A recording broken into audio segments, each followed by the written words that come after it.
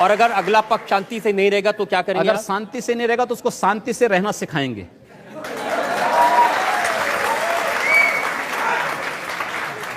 बंदूक के दम पर, मार के दम पर। जो जिस भाषा को समझेगा उस भाषा से समझाएंगे। और अगर दूसरे लोगों ने भी इसी तरह की भाषा का इस्तेमाल किया तब क्या करेंगे आप? मैंने कहा ना, जो जिस भाषा को समझेगा उस भाषा में जवाब देंगे। आपको भी तो कोई जवाब दे सकता है। दे रहे हैं, जवाब दे रहे हैं, हम उसका जवाब देते हैं। जो जैसा जवाब देता है उसको उसी जवाब मिलता है। मैं उम्मीद करूं कि जैसा आप जवाब दे रहे हैं ऐसा आपको भी कोई जवाब देने वाला मिलेगा। जवाब देने वाले जवाब दे रहे हैं, हम उसका प्रत्युत्तर उसी रूप में दे भी रहे हैं। चलिए, मैं एक और ब्रेक। देखिए, जब मैं इतिहास देख रहा था नाथ संप्रदाय का जी, जिसको आप चलाते हैं, 1921 में इसमें मुसलमान योगी थे जिनकी संख्या 31,158 थी। अभी भी है। अब कहां हैं? अब तो कोई दिखता अभी भी है। अभी मैं कह रहा हूं, मैं इसीलिए तो बोल रहा हूं कि एक के बदले 100 बनाएंगे। तो वही मेरा इस अभियान का हिस्सा है कि मुस्लिम भी हमारे यहाँ संप्रदाय, आज भी बहुत सारे हमारे यहाँ जो सन्यासी हैं वो मुस्लिम भी आ सकते हैं। अगर कोई आना चाहेगा तो मैं उसको दीक्षित करूंगा। हमारे यहाँ आपकी बातें सुन के कौन आएगा? नहीं, आपको आते हैं, मैं कहता हूं आते हैं, बहुत सारे लोग हैं जो आते हैं। हम उनको दीक्षित करते हैं और उनको इस परंपरा के साथ आगे बढ़ाते हैं। परंपरा क्या है आपकी, उसकी भी उदाहरण बताता हूं। मुझे पता चला कि गोरखपुर में जो मियाँ बाजार है उसका नाम आप बदल के माया बाजार कर माया बाजार है।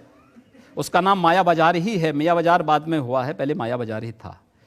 अलीनगर का नाम आर्यनगर है जी। और हुमायूं बाजार का नाम नहीं, उर्दू बाजार का नाम हिंदी बाजार है। हुमायूंपुर का नाम हनुमानपुर है। ये सब नाम बदल दिए गए हैं। आखिर हुमायूं से इस देश का संबंध क्या? इस देश का संबंध हनुमान जी से है, हुमायूं से नहीं।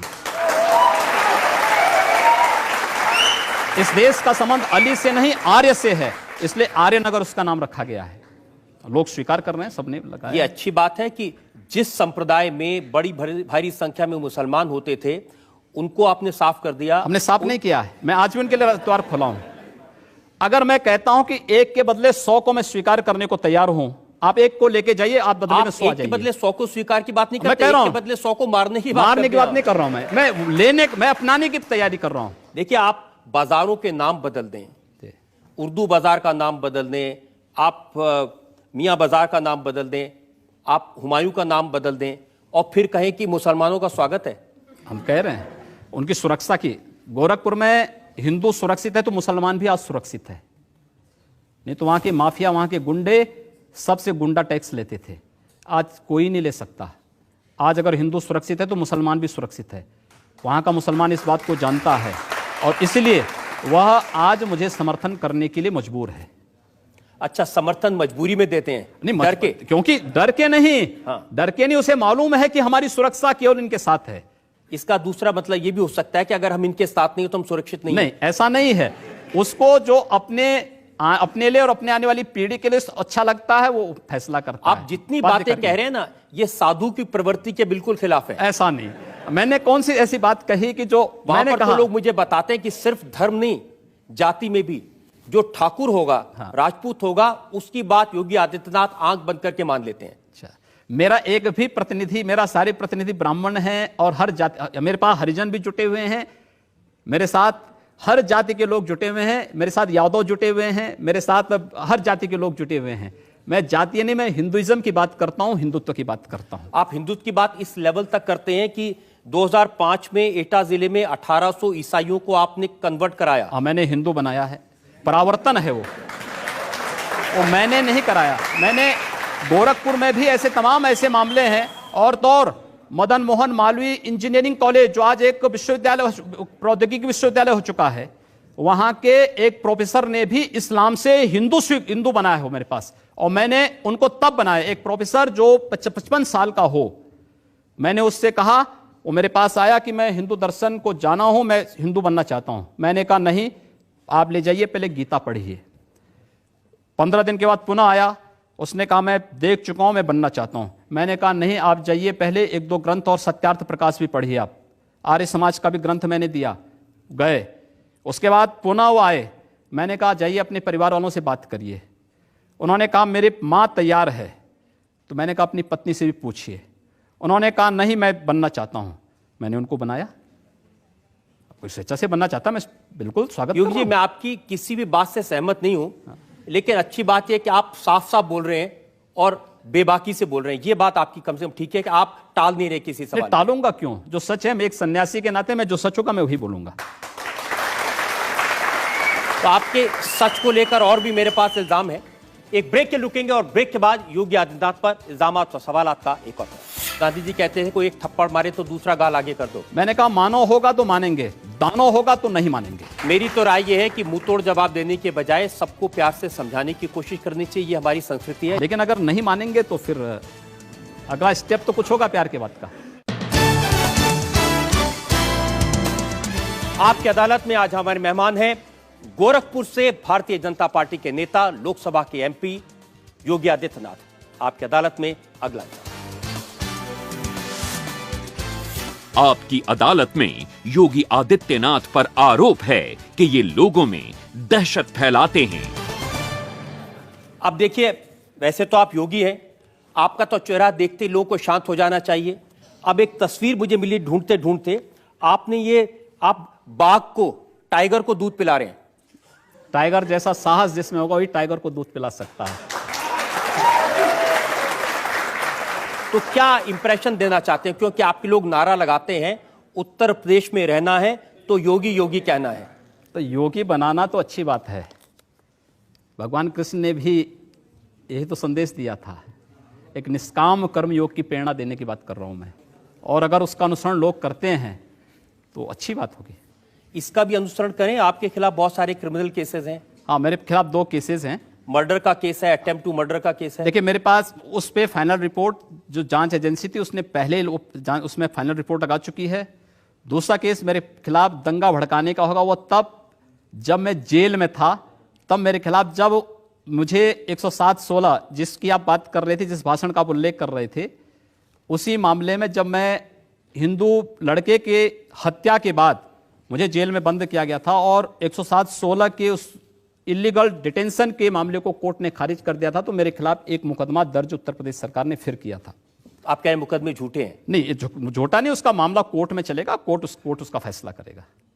आपने कोई अपराध किया कि नहीं किया? नहीं, मैंने कोई अपराध नहीं किया आपने है। कोई मर्डर किया कि नहीं किया? नहीं, कोई मर्डर। आप मुझे आपको लगता है कि मैं मर्डर करूंगा?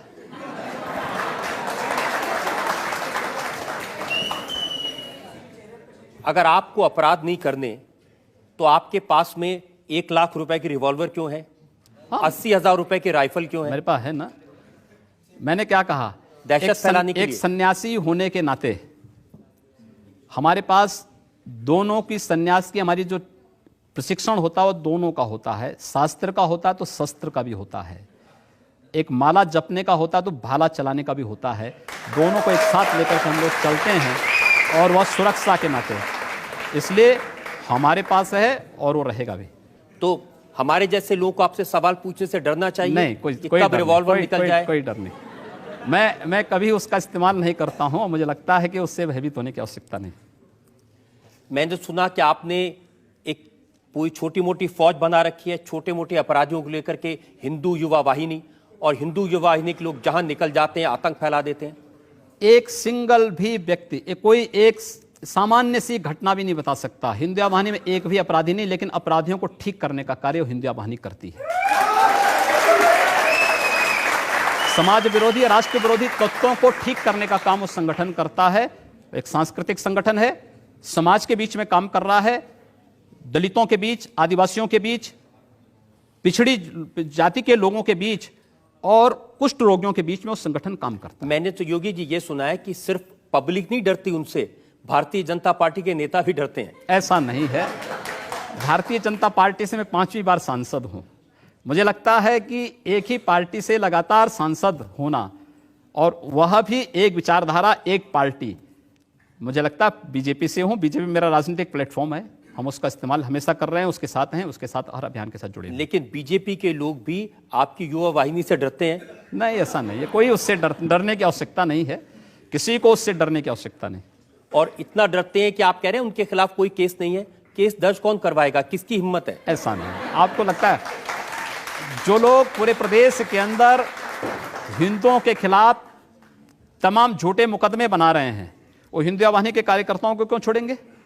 सबके खिलाफ करेंगे। अगर कोई गलत कर रहा है उसके खिलाफ इसलिए कार्रवाई कि करेंगे। उनके नेता योगी आदित्यनाथ ऐसा नहीं, मैं किसी गलत व्यक्ति का बचाव नहीं करता। गलत व्यक्ति का बचाव नहीं करते आप? नहीं, कतई नहीं करता हूं। चलिए मैं उसका सबूत भी आपको दे देता हूं। बिल्कुल। ये 12 नवंबर 2008 का मेरे पास आपका बयान है। मुंबई का जो एटीएस है, जो आतंकवाद के केसेस की जांच कर रहा था, उसको आपने धमकी दी। बिल्कुल, आपने मैंने कहा कहा। हिम्मत है तो गोरखपुर मैंने के कहा। विधायक को अरेस्ट करके दिखाओ। मैंने कहा, मैंने तो आप कह रहे थे आप किसी एटीएस मुंबई, उसके द्वारा झूठे बयान दिए जा रहे थे कांग्रेस और यूपीए सरकार के दबाव में। उनके द्वारा झूठे बयान प्रसारित किए जा रहे थे। पहले उन्होंने गोरखपुर के एमएलए का, पहले एमपी का नाम लिया, फिर एमएलए का नाम लिया। मुझसे टेलीफोन से बातचीत की गई। मैंने कहा अगर तुम्हारे पास कोई साक्ष्य है तो लेकर के आइए, आपका स्वागत होगा। लेकिन अगर राजनीतिक दबाव में एटीएस अपनी भूमिका से इतर राजनीतिक पूर्वाग्रह के तहत कार्य करेगा तो फिर दूसरे तरीके से भी स्वागत करेंगे। तो इसका मतलब यह हुआ कि आप न किसी कानून को मानते हैं, न किसी एटीएस को मानते हैं, न किसी इंक्वायरी एजेंसी को मानते हैं, न पुलिस को मानते हैं। मेरा भारत के संविधान पर अटूट विश्वास है। मुझे लगता है आपका सिर्फ अपने ऊपर विश्वास है भारत और के किसी पर कानून नहीं। पर विश्वास है और निष्पक्ष एजेंसियों पर मेरा पूरा विश्वास है। लेकिन राजनीतिक पूर्वाग्रह के तहत अगर कोई कार्य करेगा, जबरन किसी निर्दोष को फंसाने का प्रयास करेगा, तो मुझे लगता है कि तब हम लोगों को फिर उसका प्रतिकार करना होगा और अन्याय के खिलाफ बोला जाना चाहिए। हर एक व्यक्ति को बोला जाना अन्याय के खिलाफ बोलना तो ठीक है, आप बोल रहे हैं यहां भी, जी बोल रहा हूं बिल्कुल। लेकिन लोगों को भड़काना, लोगों को ये उसका मारकाट, हिस्सा है। पब्लिक अगर अन्याय के खिलाफ नहीं बोलेगी तो मार दी जाएगी। जिस प्रकार की स्थितियां हैं, जहां पर कानून की व्यवस्था पूरी तरह ध्वस्त हो चुकी हो, वहां पर आप कैसे उम्मीद कर सकते हैं कि उनकी बात कोई सुनवाई करेगा? लेकिन ये तो सही है कि गोरखपुर में आपकी दहशत है, कोई आपके खिलाफ कोई बोल नहीं सकता। दहशत नहीं है। मैंने सुना आपने बांस फोड़ हिंदू मंच बनाया है। नहीं, हम लोग देखिए, हर जाति के लोगों को हम लोगों ने वहां संरक्षण दिया है। आप ईस्टर्न यूपी में लगभग 56 गांव है, बनटांगिया गांव, वन्य ग्राम है। आजादी के 67 वर्षों के बाद भी उन लोगों को मत देने का अधिकार नहीं हो पाया है, बुनियादी सुविधाओं से वंचित हैं। उनके बीच में हम लोग काम कर रहे हैं।